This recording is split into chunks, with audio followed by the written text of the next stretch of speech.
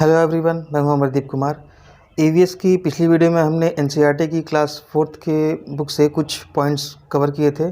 आज की वीडियो में हम एनसीईआरटी की क्लास 4th के कुछ अगले पॉइंट्स के बारे में बात करेंगे। तो चलिए शुरू करते हैं आज की वीडियो।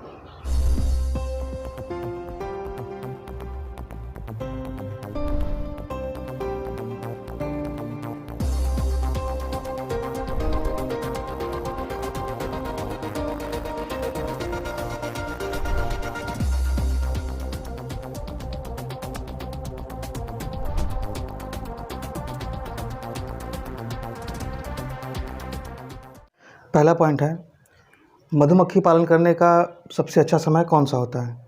तो मधुमक्खी पालन करने का सबसे अच्छा समय होता है अक्टूबर से दिसंबर। अक्टूबर से दिसंबर का समय मधुमक्खी पालन के लिए सबसे अच्छा होता है। क्यों होता है? क्योंकि ये मधुमक्खी के अंडे देने का समय होता है। इस समय मधुमक्खी अंडे देगी तो ज़्यादा मक्खियाँ होंगी, ज़्यादा मक्खियाँ होंगी तो ज़्यादा शहद बनाएंगी। ठीक, इसलिए मधुमक्खी पालन करने का सबसे बढ़िया समय होता है अक्टूबर से दिसंबर, जो कि मधुमक्खियों के अंडे देने का समय होता है। अगला पॉइंट है, मलयालम में माँ की बड़ी बहन को वलियम्मा कहते हैं और नानी को अम्मुम्मा कहते हैं। ठीक, ये वलियम्मा अम्मुम्मा, माँ की बड़ी बहन वलियम्मा, नानी अम्मुम्मा। अगला पॉइंट है, कबड्डी के और नाम कौन कौन से हैं। तो कबड्डी के और नाम हैं चेडू गुडू, हुतुतु, हाडुडू और छो किटकिट। ठीक, नॉर्मली हम लोग कबड्डी को कबड्डी नाम से ही जानते हैं, लेकिन देश के अलग अलग क्षेत्रों में कबड्डी के अलग अलग नाम हैं। तो कुछ नाम इसमें से कौन कौन से हैं? चेडू गुडू, हुतुतु, हाडुडू और छो किटकिट। नेक्स्ट पॉइंट है, फूलों की घाटी। हमारे इंडिया में फूलों की घाटी कहाँ पे है? तो हमारे इंडिया में फूलों की घाटी उत्तराखंड में पहाड़ों के बीच में एक जगह है जहाँ पे ढेर सारे फूल होते हैं। ठीक, पहाड़ों के बीच में एक घाटी है उत्तराखंड में, यहाँ फूल ही फूल होते हैं। ठीक, और ये फूल साल में केवल कुछ ही हफ्तों के लिए खिलते हैं। अगला पॉइंट है, मधुबनी चित्रकला। मधुबनी चित्रकला बिहार के मधुबनी ज़िले में बनाई जाती है। ज़्यादातर कब बनाई जाती है? त्योहारों और खुशी के मौक़ों पर। कहाँ बनाई जाती है? घर की दीवारों और आंगन में। ठीक, ये बहुत ही पुरानी चित्रकला है, बहुत पुराने समय से है और बिहार के मधुबनी ज़िले में मेन रूप से पाई जाती है, इसलिए इस चित्रकला का नाम ही पड़ गया है मधुबनी चित्रकला। ठीक, इस चित्रकला में जो चित्र बनाए जाते हैं वो बनाए जाते हैं पिसे हुए चावल के घोल में रंग मिला के। ठीक, चावल को पीस लेते हैं, ठीक, पतला सा, उसमें रंग मिला करके उससे चित्रकारी की जाती है। कहाँ की की जाती है? घर की दीवारों पर और आंगन में। ठीक, कहाँ पे? बिहार के मधुबनी ज़िले में। रंगों को बनाने के लिए नील, हल्दी, फूल और पत्तों के रंगों का इस्तेमाल किया जाता है। ठीक, नील, हल्दी, फूल और पत्तों के रंगों से रंग बना करके चित्रकारी की जाती है। अब बात करते हैं चित्र में बनाया क्या जाता है। चित्रों में इंसान, जानवर, पेड़, फूल, पंछी, मछलियाँ और अन्य जीव जंतु साथ में बनाए जाते हैं। ठीक, तो जो मधुबनी चित्रकारी होती है उनमें जो चित्र होते हैं, चित्रों में इंसान, जानवर, पेड़, फूल, पक्षी और मछलियाँ और अन्य कई जीव जंतु एक साथ बनाए जाते हैं। अगला पॉइंट है, कर्णम मल्लेश्वरी। ठीक, कर्णम मल्लेश्वरी कौन हैं? एक वेट लिफ्टर हैं। ठीक, जो कहाँ की रहने वाली हैं? आंध्र प्रदेश की। कर्णम मल्लेश्वरी एक वेट लिफ्टर हैं जो आंध्र प्रदेश की रहने वाली हैं। ठीक, 12 साल की उम्र से ही इन्होंने वज़न उठाने का अभ्यास शुरू कर दिया था। एक बार में ये, आज के समय में एक बार में ये 130 केजी तक वज़न उठा सकती हैं, 130 केजी तक। ठीक, और भारत के बाहर इन्होंने 29 मेडल जीते हैं। ठीक, भारत में जो जीते वो जीते, लेकिन भारत के बाहर अभी तक इन्होंने 29 मेडल जीत लिए हैं। ठीक, इनके पिताजी हवलदार हैं और इनकी 3 बहनें हैं। 3 बहनों का नाम क्या है? ज्वाला, लीला और हीरा, जिनमें जो हीरा है ये सबसे छोटी हैं। ठीक, ये तीनों मुंबई में रहती हैं। तीनों बहनें कबड्डी खेलती भी थीं और सिखाती भी थीं। ठीक, जो सबसे छोटी हीरा हैं ये कबड्डी में कोच भी बनी थी। ठीक, और इन लोगों के 2 मामा लोग थे। मामा लोग क्या करते थे? खो खो और कबड्डी खेला करते थे। ठीक, तो दोनों मामा खो खो और कबड्डी खेला करते थे, तो इन्हीं लोगों से ये कबड्डी खेलने का शौक इन बहनों में मामा लोग से ही आया हुआ है। अगला पॉइंट है फूलों के विभिन्न उपयोग। नॉर्मली हम लोग फूलों का इस्तेमाल माला बनाने में करते हैं, गुलदस्ता बनाने में करते हैं, और जैसे मंदिर वगैरह में चढ़ाने के लिए करते हैं। लेकिन साथ में ही फूलों के और भी बहुत से उपयोग हैं। कौन कौन से हैं हम यहाँ जानते हैं। देखिए, यूपी में कचनार के फूलों की सब्ज़ी बनती है। ठीक, यूपी में कचनार के फूलों की सब्ज़ी बनती है। केरल में केले के फूलों की सब्ज़ी बनती है। और महाराष्ट्र में सहजन के फूलों से पकौड़े बनाए जाते हैं।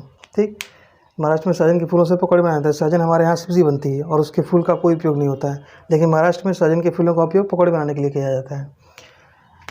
गुलदावरी और जिनिया के फूल, इनका उपयोग रंग बनाने के लिए किया जाता है, जिनसे कपड़े भी रंगे जाते हैं। ठीक है,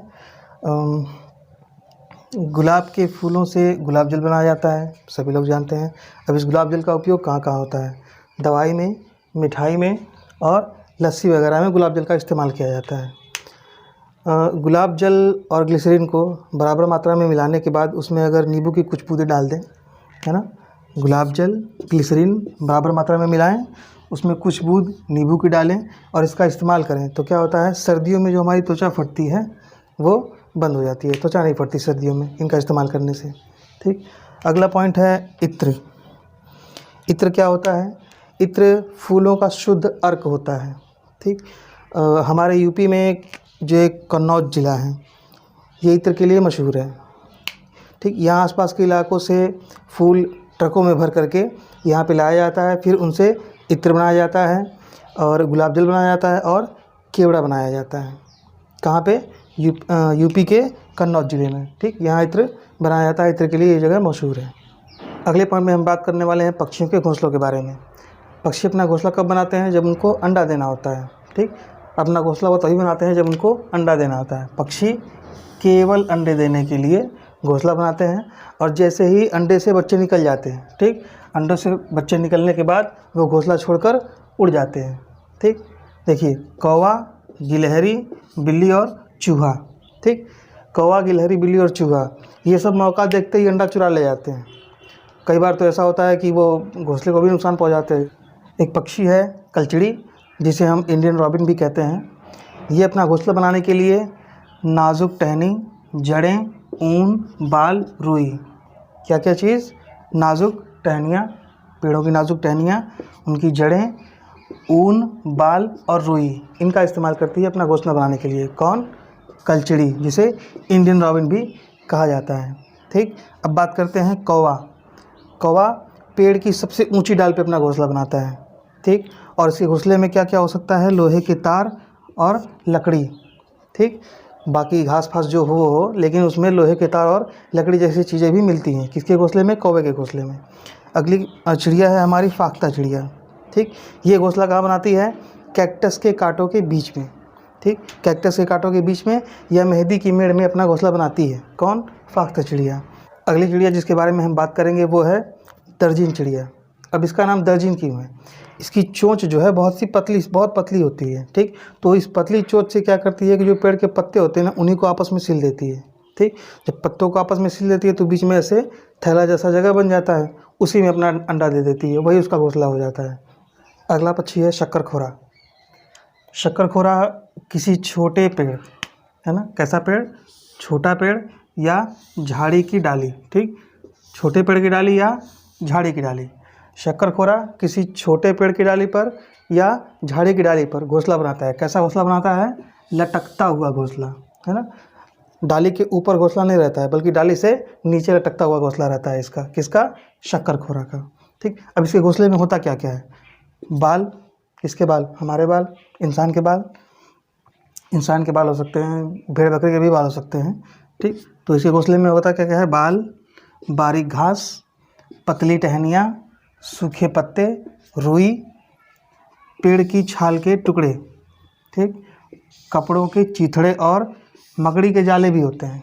ठीक, मकड़ी के जाले, मकड़ी जाला नहीं बनाती है, मकड़ी के जाले से ये लोग घोंसला बना लेते हैं, है ना।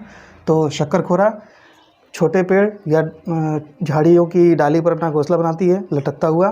ठीक, उसके घोंसले में बाल, बारीक घास, पतली टहनियाँ, सूखे पत्ते, रुई, पेड़ की छाल के टुकड़े, कपड़ों के चीथड़े, फटे पुराने कपड़े और मकड़ी के जाले भी होते हैं। अगली पक्षी है वीवर पक्षी। वीवर पक्षी में जो घोंसला बनाने का काम करते हैं वो केवल नर लोग करते हैं, मादा लोग घोंसला नहीं बनाती हैं। ठीक, तो सभी नर अपने अपने घोंसले बनाते हैं। मादा को जो घोंसला सबसे अच्छा लगता है ना, नर लोग अपना अपना घोंसला बना लेते हैं। मादा को उन सभी घोंसलों में से जो घोंसला सबसे अच्छा लगता है वो उसमें जाके अपना अंडा दे देती है। अगला पंछी है बसंत गौरी। बसंत गौरी कोई ख़ास घोंसला नहीं बनाती है, ये जो पेड़ का तना होता है, पेड़ के तने में गहरा छेद बनाती है और उसी में अपना अंडा दे देती है। ठीक, गर्मी के मौसम में ये टुक टुक टुक टुक आवाज़ सुनते होंगे आप लोग ना, ये बसंत गौरी की ही आवाज़ होती है। गर्मी के सीज़न में ये ऐसे टुक टुक टुक टुक ऐसे करके बोलती रहती है। क्लास 4 की बुक में अभी और भी बहुत सारे पॉइंट्स हैं जिन्हें हम अगली वीडियो में पूरा कवर कर लेंगे। क्लास 4 की NCERT हमारी पूरी कवर हो जाएगी नेक्स्ट वीडियो में। तो आज की वीडियो में इतना ही, मिलते हैं अगली वीडियो में। जय हिंद।